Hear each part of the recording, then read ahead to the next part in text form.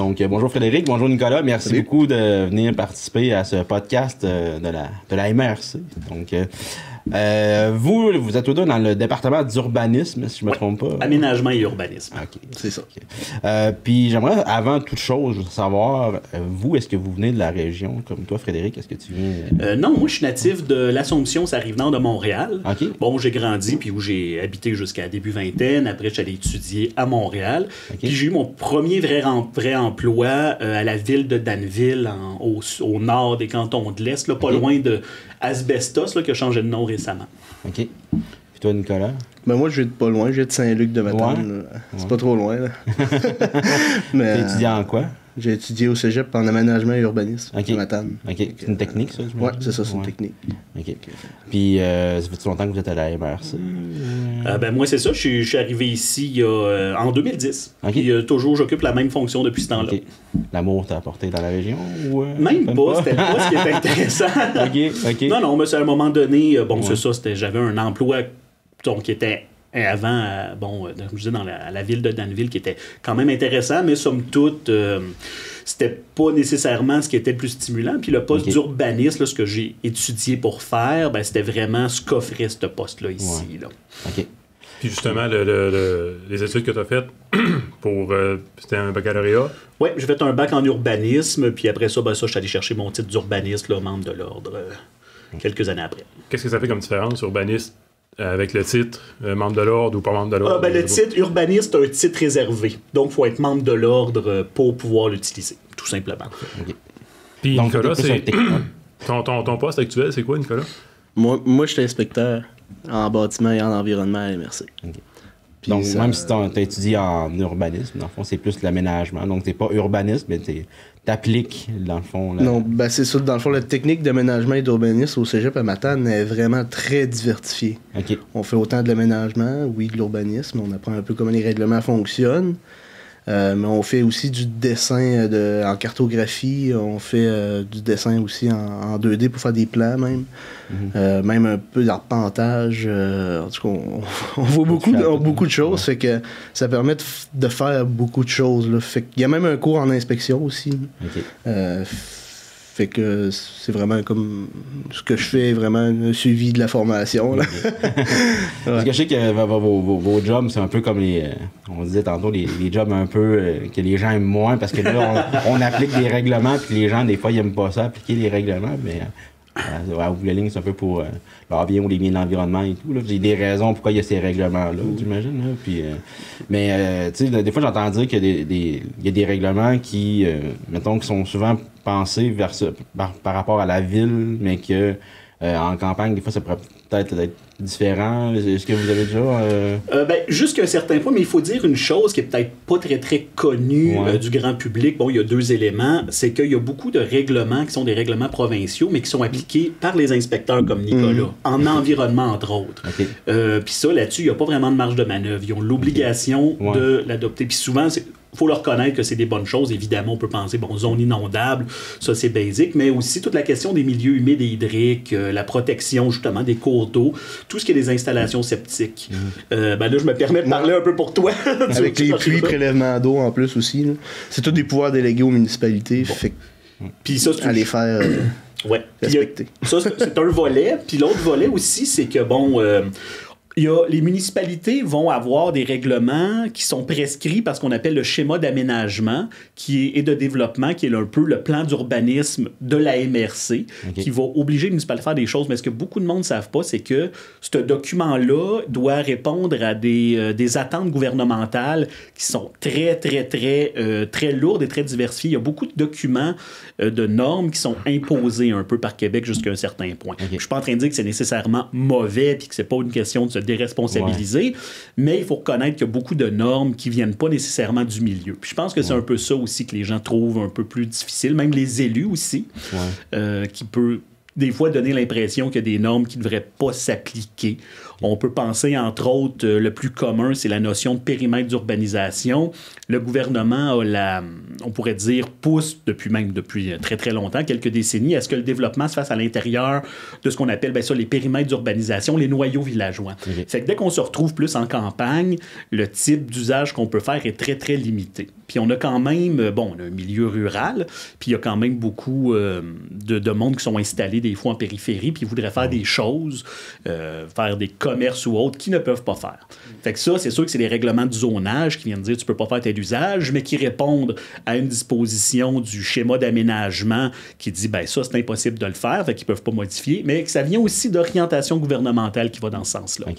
Fait que c'est pas nécessairement vous qui faites comme non, vous n'avez pas le droit, parce que vous appliquez juste une règle qui vient d'au-dessus de vous autres. Là, c'est pas comme si vous étiez comme les maîtres de dire c'est moi qui décide. Ouais, non, mais il y a ça. Puis en partant, il faut pas oublier que de mon côté, quand je fais des règlements d'urbanisme, moi, je conseille les municipalités. En bout de ligne, ça vient à eux de décider. Okay. Même les zonages? Oui, absolument. Ouais, okay. Sauf, nous, on travaille, surtout au niveau urbanisme, on travaille comme une firme conseil à la MRC. Okay. Donc, les municipalités nous engagent, puis on fait une offre de service.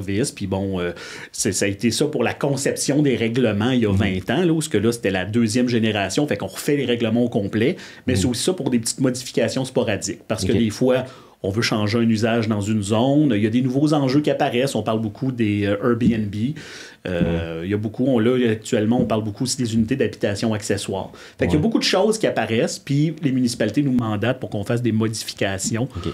Qui permettre de régir, des fois permettre, des fois interdire certains usages, certaines constructions. Parce qu'à partir du moment où quelqu'un veut louer sa propriété, ça tombe commercial, dans le fond, un peu? C'est un peu plus complexe que ça.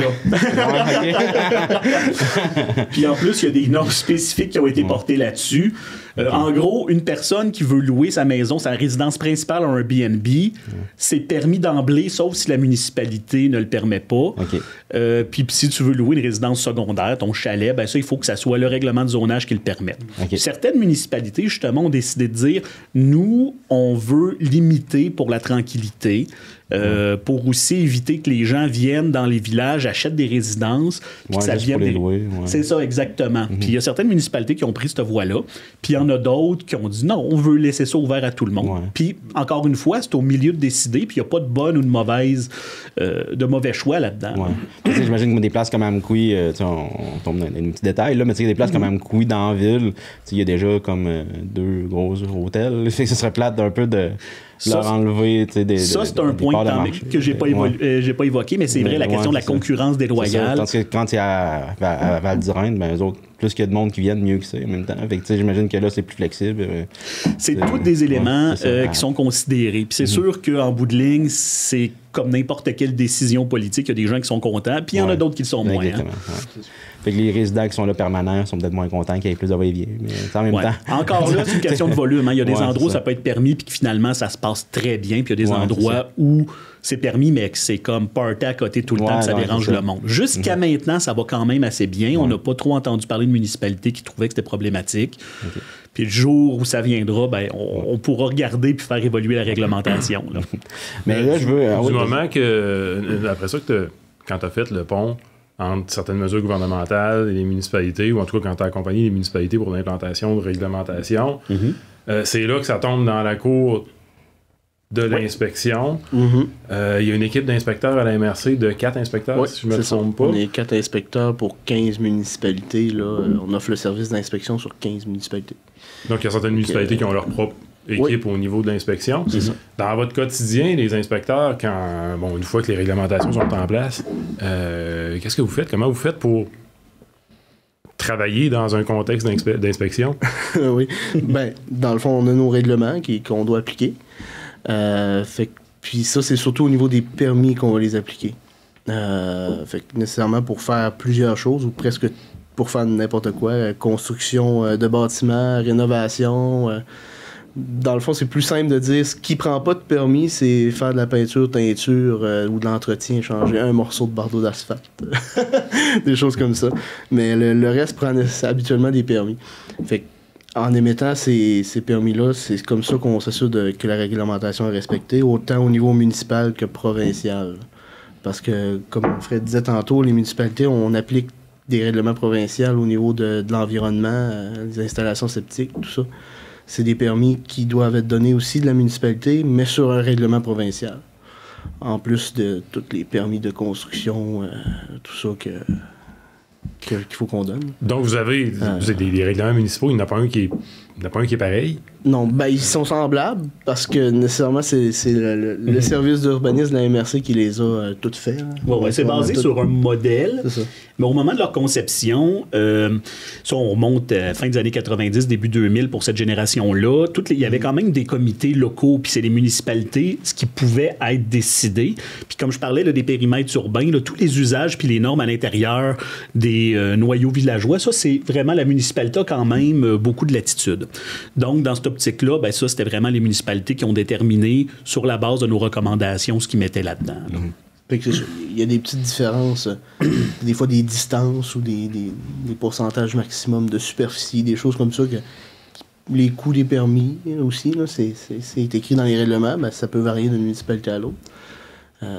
Fait que c'est sûr que faut vérifier quand même si les règlements se ressemblent, faut vérifier dans chaque municipalité là, pour être sûr. Puis à partir du moment où un citoyen va faire une demande de permis, il dépose la documentation, Oui. vous faites une analyse de ça. Si c'est conforme au règlement de zonage, lotissement, construction, sur l'émission des permis. Sans compter toutes les normes provinciales. Non, ouais, c'est ça, j'y arrivais. Excuse-moi de t'interrompre. Mais c'est très lourd. Hein? Oui. On le dit pas assez à quel point est-ce que les inspecteurs font des travaux d'analyse, font des analyses extrêmement poussées. C'est très exigeant. Le risque d'erreur est quand même élevé. C'est un travail qui demande... c'est pas un travail qui est simple. Puis des fois, quelque chose qui peut sembler pour un citoyen extrêmement simple, c'est quelque chose qui demande beaucoup de temps, beaucoup de travail, beaucoup de concentration. Et ça demande beaucoup de connaissances aussi. Puis ça, je pense qu'on ne le dit pas assez souvent à quel point les inspecteurs font un travail qui est très exigeant et qui l'est de plus en plus avec la complexification des règlements provinciaux. Je voudrais rajouter aussi, on n'a pas parlé, mais loi sur l'ingénieur architecte, c'est des choses aussi qu'on doit s'assurer que quand les gens déposent des plans, s'ils sont assujettis à avoir besoin d'un saut, d'un plan d'architecte ou d'un plan d'ingénieur. Fait que tout dépendait des superficies, tout ça. Fait que des fois, on peut obliger les gens à avoir un plan d'ingénieur ou d'architecte ou même les deux. Puis un dépôt d'une demande de permis, quand c'est conforme, ça va bien, vous approuvez, puis les travaux sont réalisés. Oui. Quand il y a des éléments de non-conformité ou qui sont à corriger, de quelle façon vous intervenez à ce moment-là? Fait que de ce moment-là, on va discuter avec le propriétaire. Si c'est des distances qui peuvent être réduites ou déplacer le bâtiment, des choses comme ça peut être réglé. On va essayer de trouver des solutions. Puis des fois, c'est sûr que les gens, les demandes de dérogation mineures, c'est des choses que des fois qui arrivent. Les gens demandent à la municipalité s'ils peuvent déroger du règlement via une procédure qui est établie elle-même par règlement. Fait que ça, c'est ça que ça prend une demi-heure pendant la conseil municipal à toi et moi. C'est ça, les PIA. Ouais. J'allais faire les caméras au conseil, puis il y a tout le temps comme le lot 3 millions. Ça demande de. Puis là, c'est comme toute une liste de comme 20-30 à toi et moi. Là. C'est sûr qu'il faut comprendre que les règlements commencent à dater beaucoup. Ouais. Fait que plus ça date, puis plus il y a des ajustements à faire. Mais d'ailleurs, on devrait amorcer la refonte, dans le fond, du schéma d'aménagement dès 2024. On a quelques années, puis suite à ça, on va faire la refonte de tous les règlements d'urbanisme. Okay. Après ça, c'est sûr que là, on parle de plusieurs années. Là, on en a pour un 5-6 ans, c'est pas plus. Ouais. Mais ça va permettre, je pense, de peut-être justement la dérogation mineure, tout ça, là, ça risque de diminuer un peu. Ouais, c'est ça. Quand on voit toutes les dérogations, quand vous voyez, j'imagine, vous voyez toute la liste, vous êtes comme, elle revient souvent. Là, je pense qu'on pourrait comme. Ça arrive des fois dans les modifications. Ça, c'est souvent pour. Ça, on va faire attention. Pour les.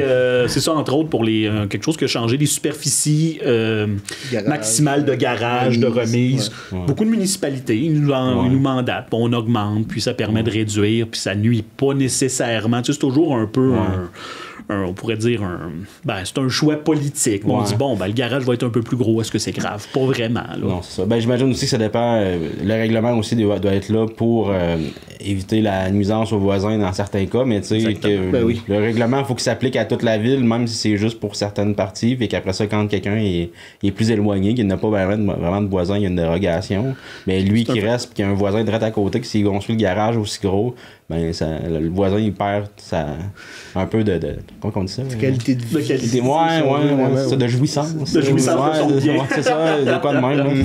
Mais c'est ça, parce que c'est ça. C'est pour ça qu'il y a des règlements qui peuvent être Il va pas y avoir de dérogation à cause de ça, j'imagine. Non, effectivement, c'est une très bonne... Si on enlève le règlement à cause que la plupart sont à l'extérieur, ben après ça, lui, dans le milieu, il va le faire, mais il va dire, ben non, mais j'avais le droit, c'est comme moi, mais là, tu nuis à l'autre. C'est toujours ça, hein? Il y a toujours une espèce de jeu d'équilibre entre moi, je veux user de mon bien comme je l'entends, mais comme voisin, je veux pas me faire déranger. Puis c'est là-dessus que le politique doit trouver le juste équilibre. Puis c'est là aussi qu'on essaye de les accompagner. Puis, ben, évidemment, pour un paquet de raisons d'évolution normale de la société. Des fois, ça évolue. Puis il faut qu'on ajuste en conséquence les réglementations. C'est ça. Mais là, je vais revenir au début, parce que là, on parlait d'inspection puis tout, mais ça... Mettons, vous, le premier rapport qu'un citoyen a avec vous, il peut avoir un contact avec vous avant même de commencer avec ses projets de rénovation? Ça va avec qui? Oui, ça arrive souvent qu'on demande des questions que quelqu'un veut faire quelque chose dans peut-être 2 ans. Il va juste se demander est-ce que c'est possible. Nécessairement, les permis ne seront pas tout de suite. C'est sûr que c'est moi le premier contact à est-ce que je peux faire ci ou est-ce que je peux pas le faire?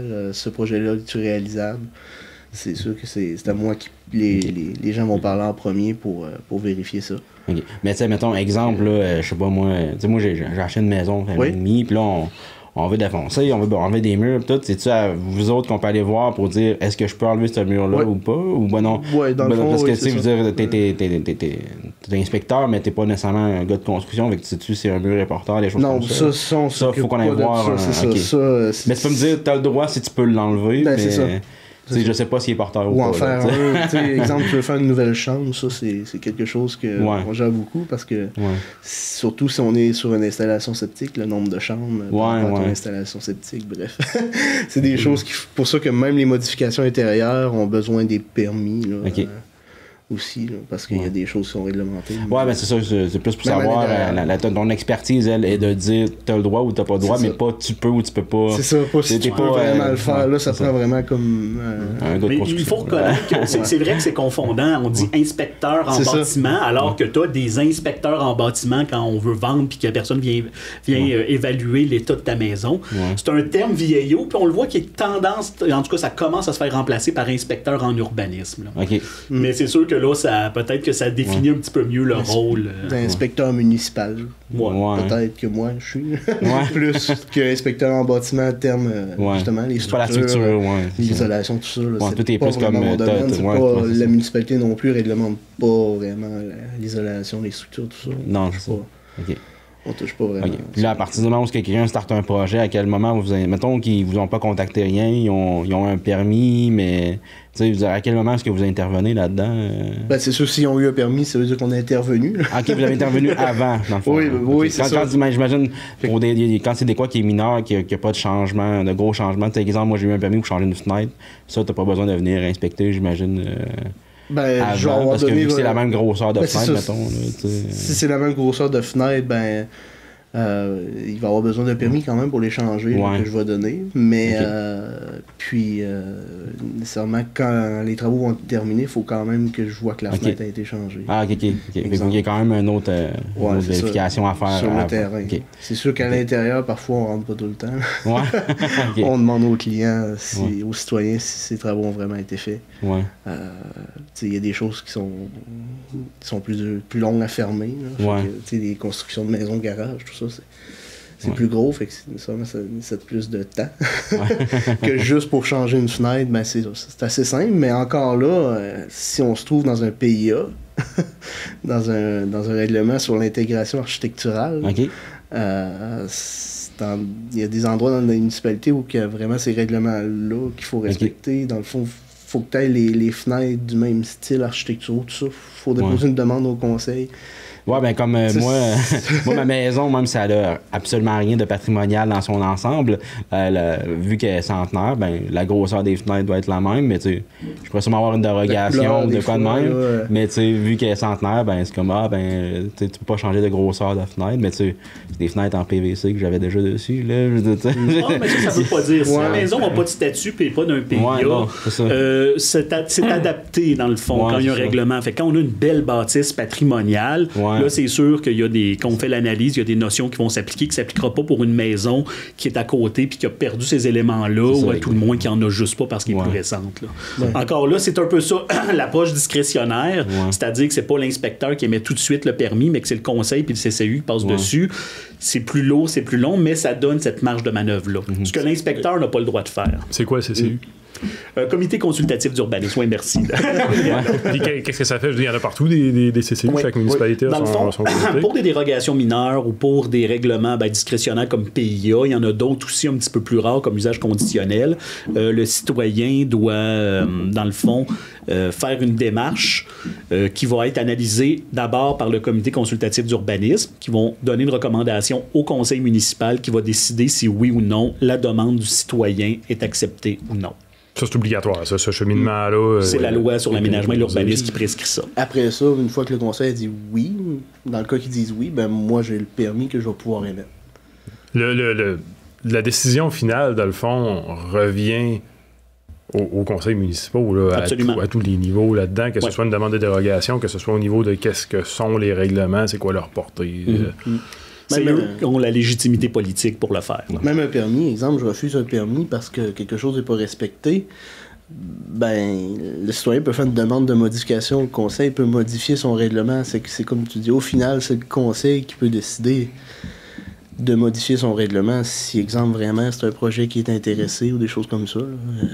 Puis que les dérogations mineures ne fonctionnent pas. Parce que dans certains cas, on ne peut pas donner des dérogations mineures sur tout. Par contre, ça, c'est important de dire que Nicolas, lui, contrairement à ce que beaucoup de monde pense, il n'y a aucune marge de manœuvre. L'inspecteur applique les règlements. Il ne peut pas dire « Oh, c'est correct, ça ne dérange pas ». Il y a encore beaucoup de monde qui ont l'air de s'imaginer qu'il y a un certain droit de regard, mais ça, c'est pas le cas. Non, on lit le règlement puis on l'applique comme il est écrit. On ne joue pas avec les mots.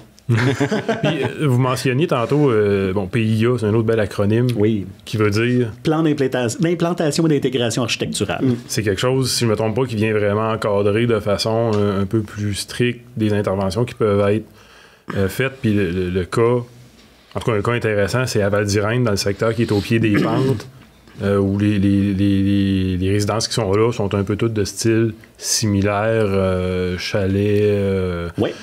chalet pas européen. Alpin. Chalet alpin, c'est ça. Ça peut être quoi les conséquences? Là, on a le PIA qui est vraiment plus strict, mais ça peut être quoi les conséquences d'un laisser-aller au niveau de l'application des règlements ou au niveau de l'environnement en général? Ben, c'est sûr qu'on parle d'un secteur particulier comme Val-d'Irène. Quand tu arrives sur place puis que tu veux, dans le fond, donner un caractère particulier, tu mets une maison, tu construis maintenant, ça coûte 500 000, puis que la personne à côté de toi fait une grosse horreur, en tout cas, selon les goûts de la personne, mais qui ne va pas du tout avec l'environnement, c'est sûr que tu as ton investissement de 500 000 $ pour une petite débarque parce que ça rend le secteur moins attractif. Ça, c'est un peu ça le principe. Là. Il y a une notion de base en urbanisme qu'il faut quand même trouver une certaine homogénéité d'un secteur. Ça ne veut pas dire que tout doit être pareil et identique, mais il y a quand même un certain équilibre à trouver pour simplement avoir un milieu de vie qui est agréable puis qui est harmonieux, un terme qu'on utilise beaucoup. Mais dans le cas de Val-d'Irène, on le conçoit bien parce que justement, il y a des règles plus strictes, mais dans un secteur normal, ordinaire, dans la Matapédia, qu'est-ce que ça peut changer par exemple qu'un citoyen fasse ce qu'il veut avec son... c'est un très bon choix. Des parcs de maisons mobiles. Regarde, mettons qu'encore, on va reprendre le même exemple, on n'est pas à Val-d'Irène, on est dans un nouveau développement sur une rue, je construis 500 000 $, je me fais un magnifique jardin avec une piscine, quelqu'un vient se construire une maison de 3 étages, puis tout est ombragé, tu vois plus rien, tu n'as plus de vue, c'est extrêmement frustrant. Là. Fait que c'est ça, là, il y a la notion des marges de recul qui vient s'appliquer, puis qui explique aussi d'avoir des hauteurs maximum, qui vient justement protéger jusqu'à un certain point on pourrait dire l'investissement qu'on vient de faire, puis s'assurer que le milieu, là, j'utilise la notion d'harmonieux qui est peut-être un peu vague, mais que quand on se promène dans un secteur, on a l'impression que c'est beau, c'est agréable, puis que c'est conçu de façon intégrée, que c'est pas juste un assemblement de paquets d'éléments individuels qui marchent pas nécessairement ensemble. Il faut dire aussi, ça, c'est une problématique qui est quand même assez localement qui est connue parce que dans beaucoup dans les grandes banlieues de Montréal, Québec, avec les nombreux défauts que ça a. Là, je ne suis pas en train nécessairement de défendre le modèle, mais il y avait quand même une certaine homogénéité. Même à l'époque, il n'y avait pas beaucoup de réglementation parce que les promoteurs y arrivaient, puis ils disaient, bon, on va construire 15 terrains, puis là, on a un catalogue de maisons. Fait que vous choisissez une parmi celles-là. Fait qu'en bout de ligne, tout le monde avait un certain look, sans dire similaire pareil, mais tu sais que ça marchait bien. Alors qu'ici, on a beaucoup des autoconstructeurs, tu sais, des gens, justement, on a beaucoup de monde habile dans la région, mais c'est des fois qu'on n'a pas tant le souci d'avoir quelque chose d'intéressant à l'extérieur, puis qu'on mise sur l'intérieur. Ça se peut que la maison ait l'air étrange un peu. Puis quand on se construit de quoi, bon, on s'attend quand même à ce que l'environnement soit agréable. Là. C'est comme ils disent dans l'immobilier, là, ce qui est les 3 éléments les plus importants qu'on achète une maison, la localisation puis la localisation. T'achètes pas juste une maison, t'achètes un environnement, un quartier, un milieu de vie. Encore là, pour poursuivre là-dessus, ça se conçoit bien quand on a un voisinage, quand il y a d'autres bâtiments aux alentours. La Matapédia, on s'entend que c'est des territoires quand même beaucoup ruraux. Les résidences, dans certains cas, peuvent être espacées les unes des autres, peuvent être plus isolées. Puis l'intérêt d'aller s'installer dans un rang tranquille, avec pas de voisins, c'est justement d'être dans son cocon, dans son royaume, puis de dire j'ai la paix de tout et tout le monde, c'est ça que je veux, c'est ça que je recherche.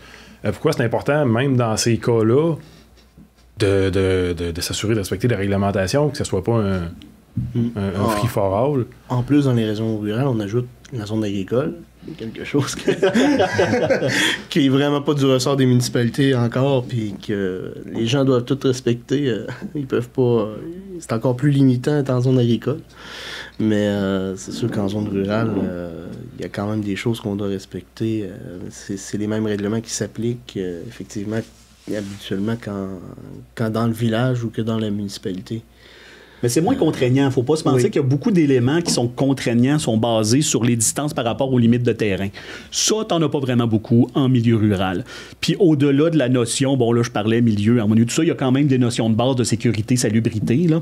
Avoir des maisons qui sont sur le camp, pour prendre le terme, puis qui sont recouvertes de toiles un peu partout. Là. En tout cas, j'ai un cas bien en tête. Ça reste quand même des dangers d'incendie, des dangers de santé publique. Mais ça, c'est intéressant, les aspects de sécurité publique. C'est quelque chose que vous surveillez puis qui fait partie de ce que vous devez faire respecter. Les bâtiments délabrés, des choses comme ça, on peut exiger de les démolir ou de les réparer parce que justement, ça peut être très dangereux.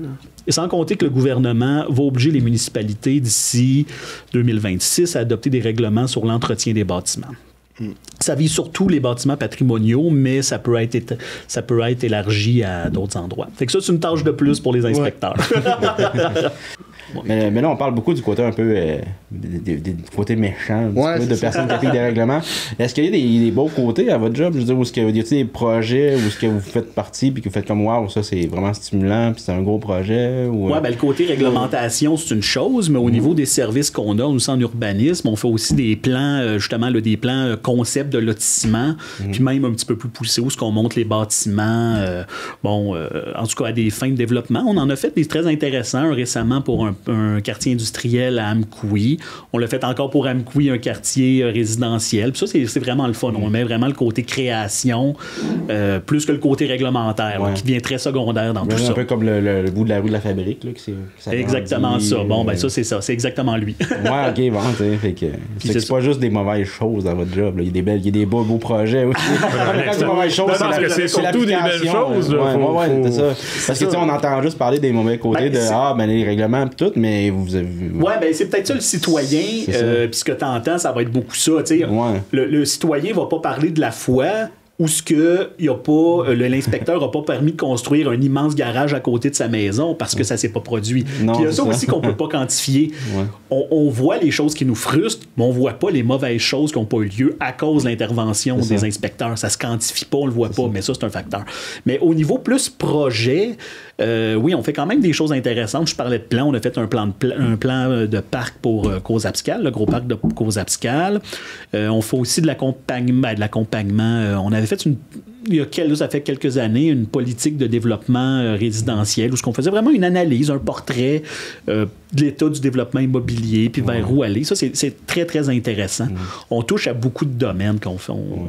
Parce que justement, quelqu'un qui va se bâtir, on parlait de Val-d'Irène tantôt, qui veut se bâtir à Val-d'Irène, il peut aller vous voir avec des plans, dire hey, moi, je vais être sûr que ma maison va fitter dans l'urbanisme, puis tout, avez-vous des suggestions, ils peuvent aller vous voir pour parler de ça. C'est plus moi qui ont contact avec les plans. Là. Frédéric n'a pas vraiment de contact avec le client particulier. C'est moi qui ai le contact avec les clients, puis ils vont déposer les plans. C'est sûr que moi, dans le cas de Val-d'Irène, exemple, là, comme on parlait tantôt, il faut que ça respecte des éléments architecturaux spécifiques. Ouais, c'est ça. Mais c'est pas moi qui va décider si les plans sont conformes justement à ce règlement-là. Ouais, c'est ça, mais mettons, tu dirais lequel, mettons, serait le plus. Mais... Sans dire, parce que tu peux avoir plusieurs plans, puis comme il passerait tout, mais lui, il serait peut-être. Ça serait beau. Tu t'as pas le côté. C'est sûr que je peux pas dire vraiment. Ouais, c'est ça. Mais je peux enligner vers le client avec le règlement, lui dire que ça, selon le règlement, c'est plus proche. Ça serait mieux. Ouais, c'est ça. C'est ça. Ouais. T'as pas un côté artistique non, c'est ça. On applique vraiment les règlements strictement. Fait qu'on peut pas dire nos opinions vraiment là-dessus. Puis, le design puis l'architecture, c'est le fun tant que ça fit dans le règlement. C'est ça.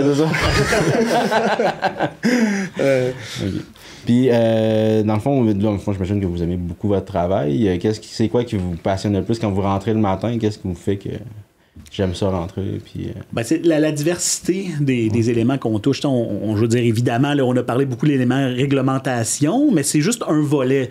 On fait aussi... on pourrait dire ça découle un peu, mais de la planification. Comme là, récemment, on vient de terminer le plan régional des milieux humides et hydriques, qui est toutes les MRC doivent faire ça, mais qui est quand même un très, très gros travail, un gros mandat, où ce qu'on a vraiment fait un portrait, c'est un beau document de plus de 500 pages. Mais au-delà de ça, où ce qu'on a vraiment fait une caractérisation de milieux naturels. À l'aide, là, il y a une firme qui nous a accompagnés là-dedans. Puis on est allé faire vraiment une étape de priorisation des milieux humides. Puis ça, c'est quelque chose qu'une fois qu'il va être accepté par Québec, va être transposé dans le schéma d'aménagement avec des normes de protection pour ces milieux-là. Puis ça va être redescendu dans les plans et règlements d'urbanisme. Bon, c'est sûr qu'on retombe un peu dans la réglementation, mais encore là, ça a fait l'objet d'une beaucoup de consultations, puis ça a fait l'objet d'une démarche très scientifique. Puis, ça va avoir quand même un impact très positif au niveau de la protection des milieux humides. Parce que dans le fond, ça, on parle dans le fond de gens qui ont des lots à bois. Puis qui, c'est tout le territoire privé. C'est tout le territoire privé, oui. Fait que, tu sais, c'est-tu comme au point où vous pouvez dire, j'imagine que là, on tombe dans les gens qui travaillent dans la foresterie, là, mais ça touche un peu ça pour dire, tu peux aller boucher là, mais pas là, parce que ça, c'est protégé, puis ça reste de la réglementation.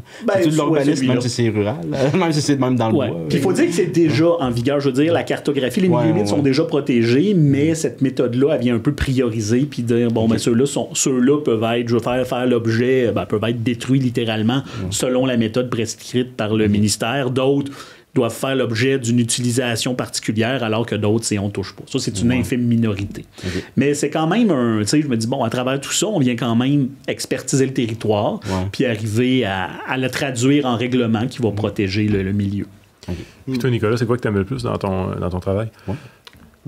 J'aime le plus, je veux dire, ce qui est le fun, c'est que oui, c'est diversifié, mais il y a aussi un fait qu'on sait pas trop. Une journée peut changer assez vite sur plein de choses. C'est sûr que nécessairement le matin, on arrive, on a nos courriels, nos appels téléphoniques, nos demandes de permis qui sont en cours à continuer, à rappeler les gens, tout ça. Mais nécessairement, on peut être appelé à aller faire une inspection suite à une plainte ou des choses comme ça, à aller sur le terrain rapidement pour voir des choses. Et que c'est des imprévus, c'est quand même... c'est le fun. Fait que sinon... c'est stimulant sur ça. Dans le fond, t'as toujours de quoi faire. T'as toujours... Puis nous, on est appelé beaucoup à se déplacer. L'été, nécessairement, on fait du bureau dans nos municipalités. Fait que, exemple, moi, j'ai 4 municipalités. Fait que l'été, là, dans une semaine, je vais aller me déplacer dans les 4 municipalités et faire du bureau dans la municipalité même. Rencontrer les citoyens. Ouais, c'est ça. Fait que... puis ça, on fait ça, nos 4, là, sur nos municipalités. Comme je disais tantôt, on en a 15. Puis, fait que... il y a vraiment... c'est actif, là, on se promène, on essaie de suivre le territoire aussi, puis de voir ce qui se passe, parce que nécessairement, comme qu'on applique la réglementation, on essaie de trouver aussi ceux-là qui font des choses sans permis. Ouais. Puis c'est quoi que vous trouvez le plus difficile dans votre métier, si on continue avec toi? Moi, c'est sûr qu'au niveau des infractions, là, je veux dire, c'est quand même dur d'arriver avec quelqu'un puis lui imposer des choses, des amendes ou des choses comme ça, à aller en cours. Il y a certains que où tu joues le méchant. Là. Ouais, c'est ça. La police, là. Ça, je m'en doutais un peu de la réponse, mais je voulais la poser. C'est un bout qui est vraiment moins le fun, mais ça fait partie de la job, là, du travail. Mais c'est plus le fun quand on délivre des permis pour faire avancer des projets ou que les choses fonctionnent. C'est sûr, c'est beaucoup plus le fun pour ça. Parce que, tu sais, comme que Fred disait tantôt, les gens voient pas les... T'sais, on dit oui à plein de projets. Là. On donne par année à nos 4 environ 1600 permis par année qu'on donne. Fait que ça fait beaucoup de permis qu'on dit oui. Ouais, c'est ça. Mais les gens, tout ce qu'ils remarquent, c'est quand on dit non. Ouais, c'est toujours ça. C'est ça. Comment vous faites pour que ça soit pas trop lourd à porter des dossiers plus difficiles où justement il y a des mauvaises nouvelles, il y a des choses à ajuster avec les propriétaires? Ben, faut se séparer de ça un peu. Je vous dis, faut pas... nécessairement, moi en plus, je connais pas... j'ai pas de famille beaucoup dans la région, là, puis on essaie de diviser non plus les gens, mettons, qui restent dans leur village, vont pas inspecter dans leur village pour pas créer des problèmes de boitinage. Mais non, il faut se détacher un peu de ça. Faut se dire que on n'en veut pas à la personne. Même des fois, on peut le dire à la personne. C'est vraiment parce qu'on applique le règlement. Fait que c'est pas parce qu'on veut vous mettre en infraction puis vous envoyer des amendes. Fait qu'il y a quand même un gros rôle humain dans ce que vous faites. Là. Ça prend de la facilité à communiquer, à rentrer en lien avec les personnes. Faut être calme. Parce que, tu sais, on prend toutes sortes de gens. Autant qu'il y en a qui peuvent être ultra fins, qu'il y en a qui peuvent être plus directs. Puis avoir des mots, puis des pas super idéal. L'emploi de mots au chantier. C'est ça, des livres, des choses comme ça. Des mots qu'on n'entendra pas au podcast. Fait que c'est ça, faut avoir un certain tempérament là, de lâcher prise un peu aussi. De se détacher de ça, puis d'être calme, même si quelqu'un te crie au téléphone. Parce qu'il est fâché de quelque chose. Là. Faut rester calme. Mais autant que des fois qu'on a des clients qui sont super contents de ce qu'on a fait avec eux, puis qui nous remercient de leur avoir aidé ou d'avoir trouvé des solutions pour leur projet, des choses comme ça. Fait que, il y a les deux côtés. Puis au niveau peut-être de l'aménagement, de l'urbanisme, du niveau plus macro, quelle qualité ça prend pour être efficace là-dedans? Bien, c'est sûr qu'il y a un côté politique qui est immanquable parce que nous, comme je dis, on conseille les élus municipaux. On peut avoir des options où on est peut-être un peu moins, un peu plus détaché, mais il y en a certains où des fois, on a une option qui nous tient beaucoup à cœur. Puis, ben c'est ça, les élus ne vont pas nécessairement partager la vision qu'on a. Fait que c'est sûr qu'il y a un travail il y a quand même une éthique à dire, regardez, là, ça, c'est les choix. Chaque choix a ses avantages, ses inconvénients. On vous recommanderait celui-là pour telle raison. Il y a des moments où il y a des élus, c'est peut-être, je voudrais que là maintenant, ça va bien maintenant, mais il y a une époque où il y avait beaucoup d'élus qui étaient très réfractaires à dès qu'on parlait, justement, qu'on soit du règlement ou même de la planification, c'était tout mauvais. Ça a beaucoup évolué depuis que je suis là en 13 ans, mais des fois, ça arrive qu'il y en a qui veulent pas savoir grand-chose de ce qu'on propose, ou à tout le moins qui voudraient tout ouvrir à tous les projets, puis qu'on dit, ça pourrait avoir telle conséquence néfaste si on ne va pas mieux contrôler tel élément. Fait que c'est sûr qu'il y a ça qui peut être un peu frustrant. En même temps, ça fait un peu partie de notre travail, puis c'est faire preuve d'une certaine humilité là-dedans. Là. Ça nous ramène que notre fonction, c'est une fonction plus de conseiller et non pas de décideur. Puis encore là, que ce soit au niveau macro ou au niveau d'intervention directe auprès des citoyens, c'est beaucoup de l'humain encore là, de travail avec les représentants municipaux, avec les demandeurs de permis, avec les différentes instances. Fait que tu sais, on peut avoir tendance à voir ça comme des trucs techniques, comme des trucs de paperasse, mais il y a des relations humaines à travers. Oh, énormément.